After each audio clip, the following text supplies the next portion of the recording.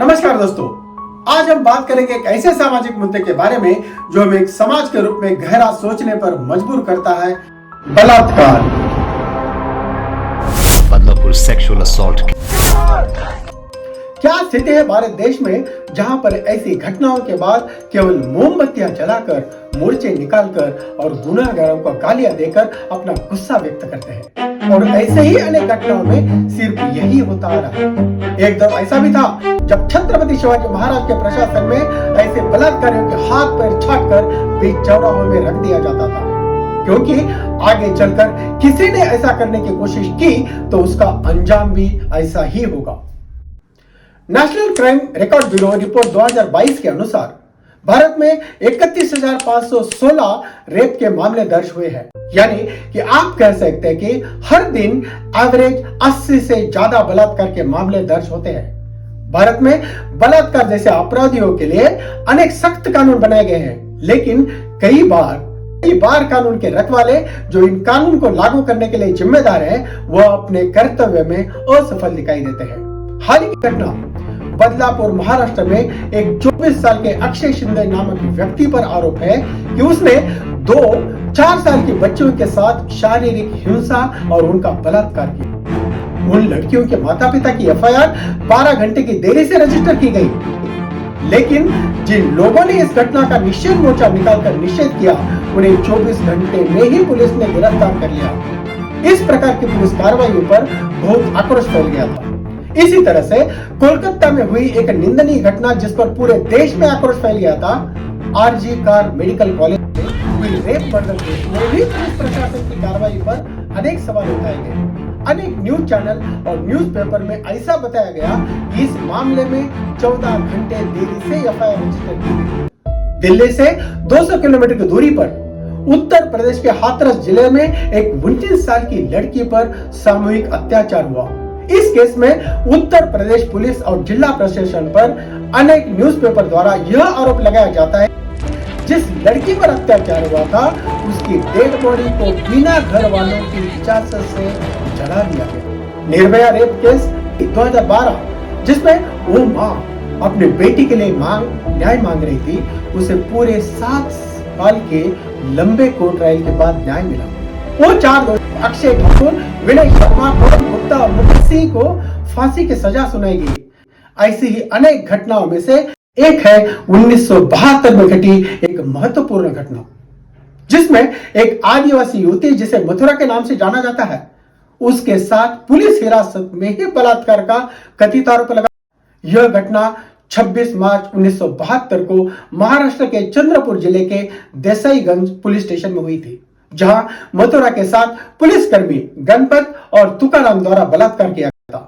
इस मामले में निचले अदालत में दोनों पुलिसकर्मियों को दोषी करार दिया, लेकिन मुंबई हाई कोर्ट ने उन्हें बाइज्जत बरी कर दिया, यह तर्क देते हुए कि मथुरा ने प्रतिरोध नहीं किया, जिससे सहमति का संकेत माना गया।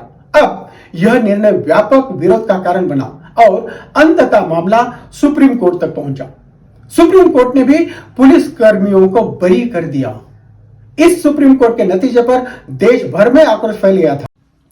ऐसी घटनाओं में गुनहगार कहते हैं, ताली कभी एक हाथ से नहीं बजती, दोनों हाथों से बजती है।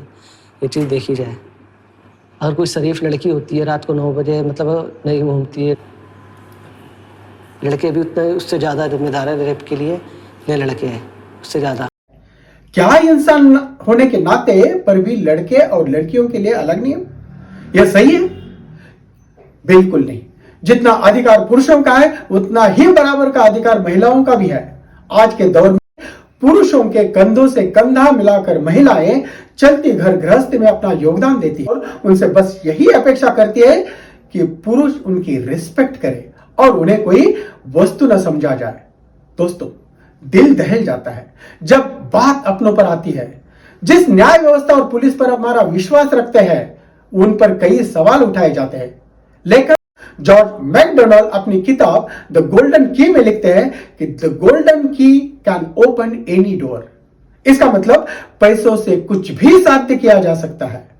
दोस्तों, कानून सभी के लिए समान है, चाहे वह व्यक्ति पैसों से गरीब हो या अमीर। पर क्या जो लोग कानून बनाते हैं, हमारे देश के विधायक यानी मेंबर्स ऑफ पार्लियामेंट, वह लोग सशक्त है कानून बनाने के लिए? एसोसिएशन ऑफ डेमोक्रेटिक रिफॉर्म्स संस्था की रिपोर्ट के अनुसार 543 लोकसभा के सांसदों में से 251 एमपी यानी कि 46% एमपी पर क्रिमिनल चार्जेस लगे हुए हैं। उनमें से 151 लोगों पर murder, attempt to murder, kidnapping और क्राइम अगेंस्ट वुमेन जैसे आरोप है। 2002 यूनियन ऑफ इंडिया बनाम association for democratic reforms case में भारत के सुप्रीम कोर्ट ने यह फैसला सुनाया कि मतदाताओं को चुनाव लड़ने वाले उम्मीदवार के बारे में जानकारी जानने का अधिकार है। उसमें क्रिमिनल बैकग्राउंड, फाइनेंशियल बैकग्राउंड और एजुकेशन बैकग्राउंड शामिल। हमारे देश के सांसद शशि थरूर जी अपनी किताब और भाषणों में यह मानते हैं कि वर्तमान पीढ़ी के सांसद कानून बनाने के लिए उपयुक्त नहीं, क्योंकि वर्तमान सांसद का दृष्टिकोण, चर्चा की गुणवत्ता और विधायक कार्यों में उनकी भागीदारी अपेक्षित मानकों पर खरी नहीं उतरती। इसलिए हमें अपने देश के संसदीय चुनाव में पूरे सोच विचार के साथ एक सशक्त उम्मीदवार का चयन करना चाहिए जो हमारे देश के लिए उपयुक्त कानून बनाए। हर साल लाखों महिलाएं और बच्चों के साथ ऐसे अपराध होते हैं। सिर्फ भारत में ही नहीं, यह एक वैश्विक समस्या है। सबसे बड़ी बात यह है कि अक्सर ऐसी घटनाओं की रिपोर्ट नहीं की जाती या फिर न्याय मिलने में सालों लग जाते हैं। इससे न सिर्फ न्याय व्यवस्था में लोगों का विश्वास कम होता है, बल्कि अपराधियों का हौसला भी बढ़ता है। दोस्तों, इस समस्या के पीछे कई कारण हो सकते हैं। सामाजिक सोच और स्टीरियोटाइप्स। महिलाओं को अब भी अक्सर कमजोर समझा जाता है। शिक्षा की कमी, युवा पीढ़ी को जेंडर सेंसिटिविटी और कानून के डर की कमी। मुजरिम अक्सर सोचता है कि उसका पकड़ा जाना मुश्किल है। यह कारण दिखाते हैं कि सिर्फ कानूनी सुधार ही नहीं, बल्कि सामाजिक सुधार भी जरूरी है। महिलाओं को इंसान के बजाय केवल एक साधन के रूप में देखना एक गंभीर और सांस्कृतिक समस्या है जो जेंडर इनइक्वालिटी और पैट्रियार्चल सोसाइटी यानी कि पुरुष प्रधान समाज का परिणाम है। दोस्तों, यह सब देखकर मुझे कैथरीन मैकडोनाल्ड का वक्तव्य सच लगने लगता है कि When I look at the state, it appears male to me. जब मैं राज्य को देखती हूं तो वह मुझे पुरुष जैसा प्रतीत होता है। ऐसा क्यों? भारत की महिला इस देश की नागरिक है, न्याय मांगना उसका अधिकार है, लेकिन जो कानून के रखवाले हैं वह जब कानून के दलाल बन जाते हैं तब उनसे क्या न्याय की अपेक्षा की जा सकती है?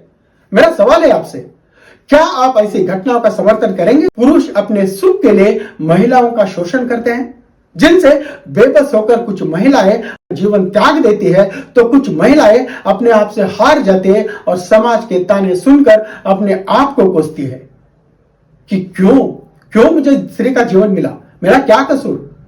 सामाजिक स्तर पर हमें महिलाओं की सुरक्षा के लिए ठोस कदम उठाने होंगे, जिससे हमारे भारत की नारी एक विश्वास और सम्मान से अपने सपने पूरे कर सके और उन्हें जी सके। हमें कानून और सख्त बनाने की आवश्यकता है। ऐसे मामलों में फास्ट ट्रैक कोर्ट की संख्या बढ़ानी चाहिए। जो गवाह होते हैं उनका संरक्षण करना जरूरी है। बदलापुर, आरजीकर, हाथरस और मथुरा जैसी घटनाओं में ऐसे मामलों को लेकर सेंसिटिविटी बढ़ानी चाहिए और पुलिस प्रशासन को मजबूत बनाना चाहिए। उनका ऐसी घटनाओं पर रिस्पॉन्स तेज होना चाहिए। ऐसी घटनाओं के लिए क्या सजा दी जाती है उसका लोगों में अवेयरनेस बढ़ाने की जरूरत है। और इसके साथ ही महिलाओं को आर्थिक मामलों में स्वतंत्र बनना आवश्यक है। उन्हें सेल्फ डिफेंस ट्रेनिंग मिलनी चाहिए। छोटे बच्चों को गुड टच और बैड टच के बारे में स्कूल में सिखाना चाहिए। मैं अपेक्षा करता हूं कि आपने इस वीडियो से कुछ सीखा होगा। इस वीडियो को अपने फ्रेंड्स और फैमिली के साथ शेयर कीजिए ताकि सभी लोगों में इस चीज को लेकर अवेयरनेस बढ़ाई जा सके।